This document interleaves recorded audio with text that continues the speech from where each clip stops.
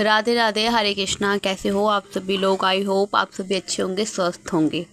Brajdham YouTube channel पे एक और वीडियो मैं आपके लिए लेकर आ चुकी हूँ, जो कि बहुत ही इम्पॉर्टेंट है आप सभी के लिए और मेरे लिए भी। आने वाली है ज्येष्ठ मास में निर्जला एकादशी। तो बहुत सारे लोग ना निर्जला एकादशी, जैसे कुछ लोग होते हैं कि वो साल की 24 एकादशियाँ नहीं रख पाते हैं, तो वो लोग सिर्फ़ और सिर्फ निर्जला एकादशी, यानी कि जो बड़ी बड़ी एकादशी होती है, जो बहुत जिसका महत्व अधिक बताया गया है, जैसे कि निर्जला एकादशी का व्रत जो लोग करते हैं उनके लिए ये वीडियो बहुत अहम होने वाली है। बाकी जो लोग कंटिन्यू एकादशी का व्रत भी रख रहे हैं वह भी इस वीडियो को ज़रूर देखें।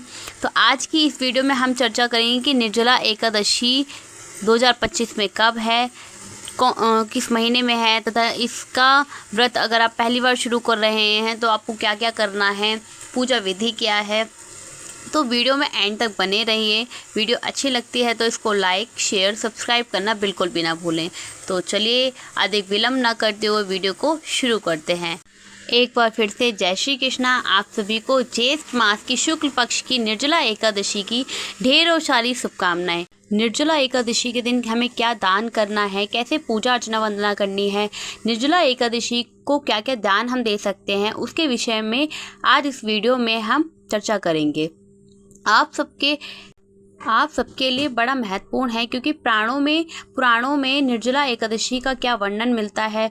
पुराण क्या कहते हैं कि निर्जला एकादशी में क्या दान करना चाहिए, क्या दान नहीं करना चाहिए, क्या आवश्यक रूप से दान करना चाहिए, अन्यथा आप एक बहुत बड़ा अवसर गंवा देंगे।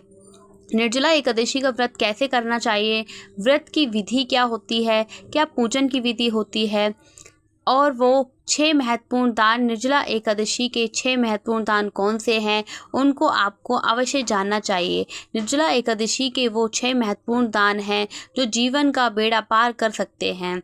जो दान बताए गए हैं पुराणों में, उसी का वर्णन आज की इस वीडियो में हम करेंगे। वो 6 महत्वपूर्ण दान कौन से हैं, कैसे करने चाहिए, कब कब करने चाहिए, क्या सही विधि है उनकी, क्या सही नियम है, महर्षि वेद व्यास जी ने क्या वर्णन किया है निर्जला एकादशी के दान के बारे में, निर्जला एकादशी का दान करने की विधि क्या है, और वो कौन सा एक महत्वपूर्ण दान है जिसको यदि आपने कर लिया तो समझो आपने भगवान को ही पा लिया। आइए जानिए क्या है निर्जला एकादशी की सही पूजा विधि। यह वीडियो वह सब पुराणों पर आधारित है, पंचांग पर आधारित होती है। मन ग्रंथ बातें नहीं करते, जो पुराणों में हमें सिखाते हैं, पढ़ाते हैं, जो पुराणों में लिखा है वह हम सबको बताते हैं। जो पंचांग में मुहूर्त है और तिथि है आदि का वर्णन है, वो आपको तिथि आदि बताते हैं। किसी भी व्रत त्यौहार की सही कथा सुनने के लिए तथा पंचांग अनुसार सभी व्रत त्यौहारों की सही जानकारी प्राप्त करने के लिए चैनल पर अगर आप नए हैं तो कृपया सब्सक्राइब अवश्य कर लीजिए। आपके जीवन में बड़ा ही सार्थक और बड़ा ही सहायक होने वाला है।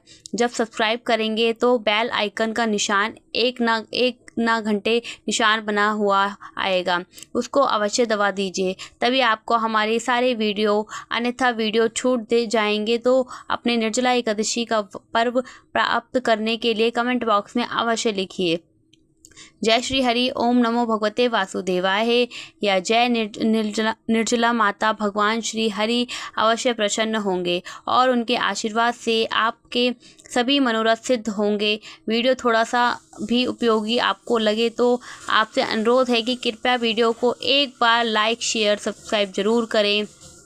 चलिए फ्रेंड्स, अब वीडियो को शुरू करते हैं। निर्जला एकादशी, जैसे नाम से ही आप पहचान पा रहे हैं कि निर्जल मीन्स हमें इस व्रत के दिन कुछ नहीं खाना, अन्यथा पानी भी नहीं हमें पीना। निर्जला एकादशी और उसके 6 दानों का प्रिय दर्शकों, निर्जला एकादशी जो है वो एकादशी में 14वीं एकादशी होती है। इसका व्रताप सभी जानते हैं कि निर्जल रह के किया जाता है। बात यह है कि निर्जला एकादशी का इतना अधिक महत्व क्यों है और इस पर 6 प्रयोग जो हैं, ये 6 वो दान हैं, वो कौन से हैं, आपको अवश्य रूप से करने चाहिए। इसकी जानकारी आपको उससे पहले संक्षेप का इसका महत्व समझा देते हैं।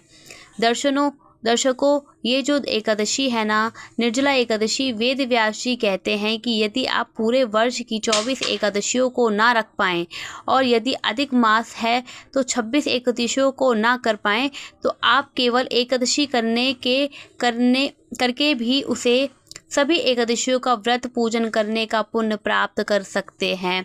वो कौन सी एकादशी है? वो है निर्जला एकादशी। आप समझिए कि 24 या 26 एकादशियों का जितना महत्व है, कुल मिलाकर उतना एक अकेली निर्जला एकादशी का महत्व बताया गया है। इसलिए निर्जला एकादशी पर बाकी कुछ करें या ना करें, बाकी किसी एकादशी का पूजन आदि करें या ना करें, निर्जला एकादशी पर भी प्रयास कीजिए। व्रत करने का व्रत ना भी कर पाएँ ना तो भी कोई बात नहीं, परंतु दान अवश्य कीजिए। निर्जला एकादशी पर किए जाने वाला दान महादान की श्रेणी में आता है। निर्जला एकादशी पर किए जाने वाला दान पद्म पुराण में वर्णन आता है कि यह आपके 7 जन्मों के पापों को धो देता है, समाप्त कर देता है। और वह व्रत केवल पापों का नहीं धोता, आपके पुण्य इतने अधिक हो जाते हैं। देखिए, अब इसमें एक अंतर समझाइए। जो सामान्य बहुत सारे हमारे दर्शक हैं वह बोलते भी हैं, कई बार हमारे कार्यालय पर भी बोलते हैं कि पंडित जी, एकादशी का व्रत जब हम करें तो जगह वर्णन आता है कि मोक्ष प्राप्त होगा, हमारे 7 जन्मों के पाप धुल जाएंगे। तो ये तो आप सब जीवन प्रयत्न की बात हुई, ना कि हम जब हम इस पृथ्वी पर हैं, रहेंगे ही नहीं, तब हमारे साथ जो होने वाला है उसको सुधारने की। परंतु यदि कोई इस चीज़ में विश्वास ही नहीं करता हो तो कि बाद में क्या होगा, उससे क्या लेना देना। मुझे तो वो चाहिए जो मेरे अभी इस पृथ्वी पर रहते हुए कष्टों को दूर करे। प्रिय दर्शकों, ऐसे जो भी लोग हैं जिनके मन में ऐसे सवाल आ रहे हैं, उनको हम बताना चाहेंगे कि ऐसा नहीं है। एकादशी का जो व्रत होता है वो केवल आपके परलोक को सुधारता है। ऐसा नहीं है कि एकादशी के व्रत में पूजन से जो पुण्य प्राप्त होते हैं वो केवल आपकी मृत्यु के बाद ही काम आते हैं।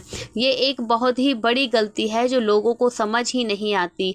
लोगों को इसके विषय में ज्ञात ही नहीं है कि मैं कहूँ तो क्या बोलूँ, इसको हम कहेंगे मिसअंडरस्टैंड कर रहे हैं लोग, गलत फैमिली है। लोगों को एकादशी का व्रत केवल लोग सुधारता है, केवल लोक ही नहीं पर लोक भी सुधारता है। एकादशी का व्रत वह व्रत है जो लोक में आपका कल्याण करता है, और न केवल एकादशी का सभी व्रत। कैसे आप कहेंगे कैसे? क्योंकि वर्णन तो आता है कि परलोक में ये हो जाता है, 7 जन्मों के पाप धुल जाते हैं, 6 जन्मों के पाप धुल जाते हैं, इतने सारे पाप धुल जाते हैं। अब इसको समझिए।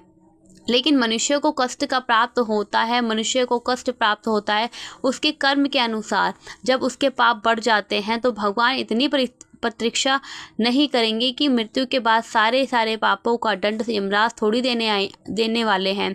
पापों के दंड आपको इसी पृथ्वी लोक पर भोगने पड़ते हैं।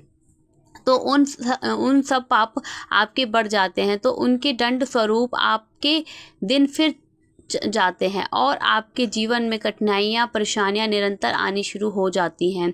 निरंतर। अब ऐसा नहीं है कि ये पिछले जन्मों के पापों के कारण हो रहा हो। इस जन्म के पाप के जो कार्य पाप हैं वह भी इसी जन्म में ही आपको भोगने पड़ते हैं। इस सोच को थोड़ा बदलने की आवश्यकता है, जो कि अभी जो मर्जी करो सब बाद में देखा जाएगा, नहीं देखा जाता। अभी सब भरा जाता है। जैसे आप किताबें पढ़ेंगे, जैसे आप पुराणों की जानकारी लेंगे, तो ईश्वर ने जो विधान बनाया है वो ये है कि आपका हिसाब किताब तो यही होना है। यह केवल मोक्ष है, मृत्यु के बाद प्राप्त होता है। और मोक्ष क्या है? जीवन मरण से छुटकारा, जीवन मरण की प्रक्रिया से छुटकारा। आपने यह गीता सुनी होगी। फिर आप कहेंगे पंडित जी ये तो बहुत बड़ा विषय हो गया है, लंबा सा लेक्चर चला गया है, क्षमा चाहूँगी उसके लिए। लेकिन मेरे कुछ ऐसे दर्शक भी बहुत गहनता के साथ सुनते हैं इन चीज़ों को, इसलिए संक्षिप्त में मैं वर्णन कर रही हूँ। देखिए, जीवन मरण का चक्र वो होता है कि आपने सुना है कि अजर अमर है। आत्मा ना मरती है, ना जलती है, ना फूकती है, कुछ नहीं होता। आत्मा को ना वो बुरी होती है, ना वो अच्छी होती है। शरीर आया है, उसमें आत्मा आई, वो शरीर मर गया, आत्मा पुनः भगवान के पास चली गई, पुनः भगवान से उसको जन्म दिया। दूसरे शरीर के साथ उसके कर्मों को अनुसार उस आत्मा ने कर्म किया, वैसा उसको शरीर मिल गया। ये चक्र लगा रहता है, ये चक्र चलता रहता है। वो आत्मा जन्म लेना कब बंद करेगी, उसको किसी भी गर्भ में आना कब पूर्ण होगा। देखिए, आत्मा जब गर्भ में आती है ना वहाँ भी उसे बहुत सारी पीड़ाएं सहन करनी पड़ती हैं। ये जो चक्र है ना, आत्मा का बार बार मरना, फिर जन्म लेना, फिर मरना, फिर जन्म लेना, इस चक्र से छुटकारा की अब आत्मा कभी जन्म ही नहीं ले। हम हमेशा के लिए सदास्थ के लिए भगवान के पास स्थापित हो गए। उसे कहते हैं मोक्ष। और मोक्ष मिलता है आपके सद्कर्मों से। आपके सद्कर्म जब उत्तम होते हैं तो भगवान के परम धाम की आपको प्राप्ति हो जाती है, और फिर आप उस लोक में चले जाते हैं जहाँ से कि आपको दोबारा पृथ्वी पर आना नहीं होता। अब उसमें भी देखिए अंतर है।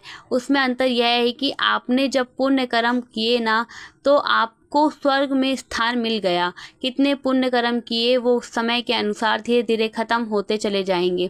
ऐसा तो है नहीं कि आपने पुण्य कर्म किए और सदास्थ के लिए आपको मुक्त हो गए। जन्म मरण से होता है और स्वर्ग में वास करने में अंतर है। जन्म मरण में बंधन से मुक्त होते हैं। जब आप बैकुंठ धाम परमात्मा जो भगवान श्री विष्णु उनके धाम की ओर जाते हैं, यदि कोई आत्मा स्वर्ग सुधारता है तो वो अपने दिन तक स्वर्ग में रह सकता है, जब तक कि उसके किए हुए पुण्य कर्म पूरे नहीं हो जाते, समाप्त नहीं हो जाते, उतने ही दिन वह रह पाता है स्वर्ग में। ऐसे समझिए कि जितने पैसे आपकी जेब में हैं उतने ही दिन होटल में आप रुक पाएँ। यह स्वर्ग। और पृथ्वी की अगर बात करें तो जितने पुण्य कर्म आपके पास होंगे, उनका जितना भी लग रहा होगा स्वर्ग में रहने का, वो कटता चला जाएगा। जिस समय आपके पुण्य कर्म समाप्त, आपको स्वर्ग में पुनः जन्म देके भेज दिया जाएगा। अब बात यह आती है कि फिर इसमें हलचल क्या है। इसमें सबसे बड़ा हलचल यह है कि अक्षय पुण्य क्या होता है। अक्षय पुण्य वह होता है जो कभी समाप्त ही नहीं होता। समझ रहे हैं आप? कुछ पुण्य ऐसे होते हैं जो वह अक्षय हो जाते हैं, जो कि कभी समाप्त ही नहीं होते। आपने एक बार कर लिया, उसको जितना मर्जी खर्च कर लीजिए। एक ऐसा कार्ड जो कभी समाप्त ही नहीं होता, जिसकी वैलिडिटी कभी वैलिड ही रहती है, कभी समाप्त नहीं होता, वो लाइफ टाइम के लिए होता है। तो वो वाले पुण्य होते हैं ना, इसलिए कुछ दिन जो होता है ना, अक्षय पुण्य देने वाले होते हैं। उन्हीं में से एक है अक्षय तिथियां भी अभी आ ही जाएगी। निर्जला एकादशी भी कुछ ऐसी तिथियां होती हैं, उन पर यदि पुण्य कर्म किए जाएं तो वह अक्षय हो जाते हैं। सदास्थ के लिए आप उसे स्वर्ग में ही वास करेंगे, आपको छुटकारा मिल जाएगा। इसलिए ये तिथियां महत्व होती हैं। एकादशियाँ तो आती हैं जाती हैं। निर्जला साल में एक बार ही आती है। इस एकादशी को आप संभालिए। इस एकादशी पर ये एकादशी न केवल उनके लिए महत्वपूर्ण है जो व्रत आदि करते हैं, नहीं, ये उनके लिए भी महत्वपूर्ण है जो व्रत नहीं करते, जिनसे व्रत नहीं होते ना, वो भी एकादशी का व्रत ना कर सकें तो इस दिन कुछ दान बताए जा रहे हैं, उनको अवश्य दान करें। इस एकादशी पर यदि आप करेंगे तो आपके जीवन को संवार देंगे। जब आपके जीवन में पाप कर्म बढ़ जाते हैं तो उनके धन स्वरूप आपके बुरे दिन शुरू हो जाते हैं। बुरे दिनों में आपके आर्थिक हालात समाप्त खराब हो जाते हैं, पैसे की हानि हो जाती है, गरीबी आ जाती है, कंगाली छा जाती है। बुरे दिनों में अगर और अधिक खराब हुआ, आपके स्वास्थ्य को दंड के रूप में खराब कर दिया जाता है। आपकी शरीर की हानि हो सकती है, आपकी अंगों की हानि हो सकती है, आपके परिवार में कलह कलेश के द्वारा आपको हानि कराई जा सकती है। प्रकार से ये दंड स्वरूप आपके साथ होता है। ये जितने भी कार्य हैं ना, ये दंड स्वरूप समझिए कि आपके कर्मों के अनुसार दंड स्वरूप आपके दिन अच्छे और बुरे होते हैं। जब आप पुण्य कर्म करना शुरू करेंगे, सदा कर्म करना चालू करेंगे, तो आपके जो कर्मों का जो भाव है, वो हिस्सा वो बढ़ता चला जाएगा। कर्म घटते चले जाएंगे, जो आपके पाप कर्म है वह घटते चले जाएंगे, वो घटते चले जाएंगे। वैसे ही आपके दिन परिवर्तित होने लगेंगे, परिवर्तन होने लगेगा आपके जीवन में, आपके दिन अच्छे होने लगेंगे। इसलिए हम हैं कि आपके सद्कर्म करने के चाहिए। हम आपको बताते हैं कि हमेशा सद्कर्म करने चाहिए, आपको पुण्य कर्म करने चाहिए, आपको वो सभी दान आदि करने चाहिए जिससे कि आपके सद्कर्म बढ़ते जाएं, आपके पुण्य कर्म बढ़ते जाएं। पुण्य बढ़ने से आपके जीवन की संकट, जीवन की परेशानियां, जीवन की हानियां कम होंगी और आप पुनः खुशहाल जीवन जी पाएंगे। आशा करते हैं इनमें से आपको समझ आ गया होगा कि यह निर्जला एकादशी पर जो दान हम बताने जा रहे हैं, ये क्यों करने आवश्यक हैं। और फिर कहेंगे ना कि मत कीजिए ये दान, एकादशी पर अवश्य कर लीजिएगा, आपका जीवन संवर जाएगा, आपके जीवन के सभी कष्ट दूर हो जाएंगे, क्योंकि निर्जला एकादशी के दान महादान कहे गए हैं। तो आप जानते हैं कि एकादशी पर आपको कौन से 6 दान करने चाहिए, अवश्य रहते हैं, कैसे करने चाहिए, उनकी विधि क्या है। उनमें से एक रोचक प्रसंग भी आएगा जो भीमसेन को अपने प्रसंग भी होगा। वो आपको बताएंगे कि क्यों इसको पांडव एकादशी या भीमसेनी एकादशी कहा जाता है। आपसे बहुत कुछ बुद्धिजीवी माताएं बहनें जानती होंगी कि इसे पांडव एकादशी भी कहते हैं और भीमसेनी एकादशी भी कहा जाता है इसको। निर्जला का क्या कारण है और वेद व्यास जी के द्वारा, क्योंकि देखिए इसके बारे में भी जो वर्णन है ना, वो वेद व्यास जी के माध्यम से ही लिख गया है। तो वेद व्यास जी के द्वारा क्या बताया गया है इस एकादशी के दान के विषय में प्राणों के माध्यम से, अब यह हम जानते हैं कि प्रिय दर्शकों, ये उस समय की बात है कि जब सभी पांडव महाभारत समाप्त करने के लिए अपने समय को करने के बाद, आपके कार्यों को पूर्ण करने के बाद मोक्ष की तलाश में थे कि आप वो मोक्ष प्राप्त करें उनको, क्योंकि उनको उन सबको जो जन्म है वो पृथ्वी लोक पर हुआ था और एक मनुष्य के रूप में ही हुआ था। ठीक है, वो देवताओं के अंश थे। जब उनको मुक्त होना है तो उनको भी कार्य तो वही करने पड़ेंगे मुक्ति के लिए जो पृथ्वी लोक पर मनुष्य और कर रहे हैं। तो वह सभी व्याकुल थे कि किस प्रकार मुक्ति पाई जाए, और उसमें सबसे अधिक व्याकुल थे भीमसेन से, क्योंकि बाकी जो पांडव हैं वह ना तो युधिष्ठिर, माता द्रौपदी, अर्जुन आदि, वो सब तो एकादशी का व्रत करते थे। वेद व्यास जी कहते हैं कि एकादशी का व्रत करना है तो आपको अवश्य मुक्ति मिल जाएगी, अगर मुक्ति पानी है तो एकादशी का व्रत करो। परंतु परेशानी ये आती है कि जो भीमसेन है वो कहते हैं कि व्यास जी मैं तो भूखा नहीं रह सकता, मैं तो एक दिन भी भूखा नहीं रह सकता, मेरे से तो भूखा नहीं रहा जाता। वेद व्यास जी कहते हैं भाई देखो, आपको अगर मुक्ति पानी है, स्वर्ग जाना है, तो आपको 24 एकादशियों का व्रत करना होगा, अन्यथा आपको नरक की प्राप्ति होती ही रहेगी। भीमसेन कहते हैं कि देखो वेद व्यास जी, मुझ पर कृपा करो, मुझ पर दया करो, मेरे अंदर इतना सामर्थ्य नहीं कि एक व्रत नामक अग्नि जो कभी शांत नहीं होती, भोजन के बिना वो शांत नहीं होता, तो आपसे मैं फिर प्रार्थना करूंगा, मुझे कोई ऐसा उपाय बतला दो जिससे मैं मुक्ति पा जाऊं और भूखा भी ना रहना पड़े। मैं साल में भी 2 व्रत नहीं कर सकता, आप तो कह रहे हैं 24 व्रत, मैं भूखा कैसे रहूंगा।